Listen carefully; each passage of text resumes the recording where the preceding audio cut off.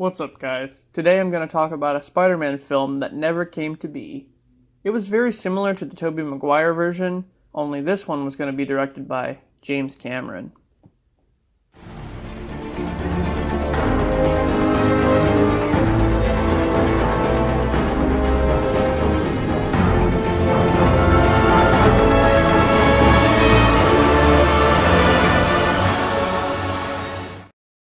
The film was set for the mid-90s with Leonardo DiCaprio as Peter Parker.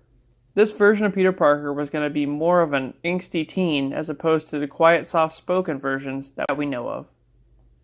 The origin is basically the same as the Tobey one. He gets bitten by a radioactive spider on a field trip, and later that day, the bite gives him the chills and a fever, and he passes out.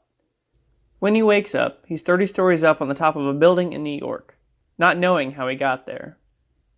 Realizing that the bite changed him, Peter starts to test his newfound abilities, and instead of using them to help people, he just wants to make quick money. So he gets an agent and starts making TV appearances as Spider-Man. But the agent soon screws him over and steals all the money for himself. This pushes Peter down a dark path, causing him to let a criminal get away one night, resulting in the death of his Uncle Ben, who gets shot by the criminal. Spider-Man catches his uncle's killer and leaves him for the police, still trying to make the right choice. But when the police show up, they try to arrest Spider-Man instead. This pushes Peter even further down the dark path. This is where the villain comes in. A low-level criminal named Carlton Strand, played by Lance Henriksen, was fleeing from the cops in the desert when he entered a compound experimenting with electrical currents. Strand gets caught in a vortex of electricity that changes his DNA, kinda like Sandman in Spider-Man 3. And then he becomes Electro. Strand uses the power to steal information from the internet and alter certain data, and after that, he gains unimaginable wealth and builds a surveillance system around New York City that he can access at any time. So essentially he's like a Kingpin type crime boss, but Electro.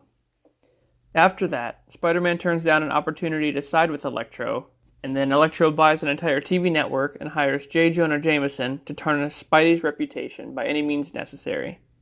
And guess who would have played Jameson? Nope, not J.K. Simmons. This version was actually played by R. Lee Ermey. I know, right? So as Electro's vendetta against Spider-Man grows, he hires random thugs from around the streets to dress as Spider-Man and do random villainous acts, even further tarnishing his name. At this point in the movie, with the city pretty much turning on him completely, Spider-Man actually considers taking stolen money from a criminal and keeping it for himself. But it's not until he chases down a group of thugs and one of them falls off the roof and dies that he realizes how low he's become. And I guess this is the truly lowest point in the movie.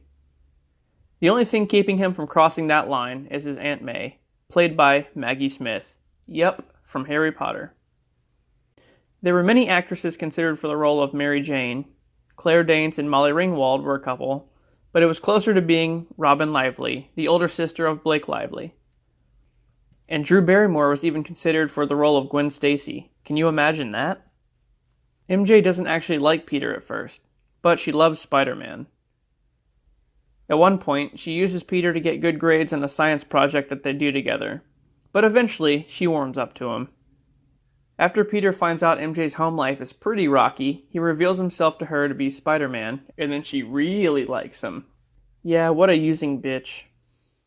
With Electro's surveillance all around the city, he not only learns Spider-Man is Peter Parker, but also about MJ, and he sends a henchman out to get her. But it's not just any random henchman. He's a maintenance man named Boyd who works at a military base, played by Michael Biehn. Yup. Oh, what the fuck is that guy's name? I can't remember. From Terminator. He gets caught in a particle accelerator explosion that fuses his molecules to sand. Yes, Michael Biehn is the Sandman. So then, Sandman kidnaps MJ, and Spider-Man meets with them on the top of a building in New York. While Sandman has Spider-Man in a bear hug, Electro offers for him to join them one last time, showing off a huge pile of money they brought along. Spider-Man hesitates, and Electro shocks MJ literally to death, actually killing her. And then he revives her with electricity. Enraged, Spider-Man breaks loose from Sandman, turning him into a cloud of dust. Sandman reforms, and Electro starts generating huge bolts of electricity.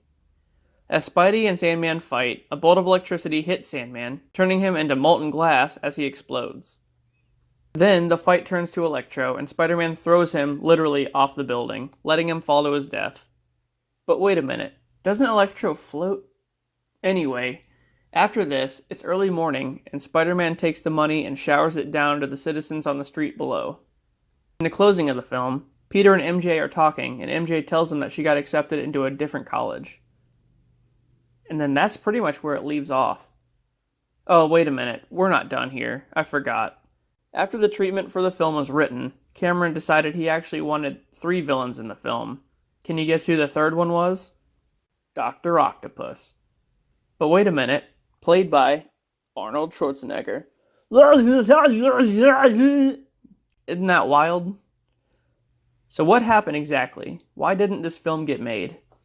Well, at the time, there's actually a lot of legal issues in regard to who owned Spider-Man, and it wasn't until around like the early 2000s that Sony settled it and was able to make that 2002 movie. So I guess it was just like a legal issue, and yeah, unfortunately we didn't get this version. But it definitely would have been crazy to see. And there you have it. I'm not sure about the specifics of everything, but that was pretty much James Cameron's Spider-Man. And it was going to be rated R, by the way. Would you guys have wanted to watch this one instead of the Tobey one? Yeah, me neither. Alright guys, well I hope you enjoyed it. Just a little trip down memory lane there. And I'll see you on the next one.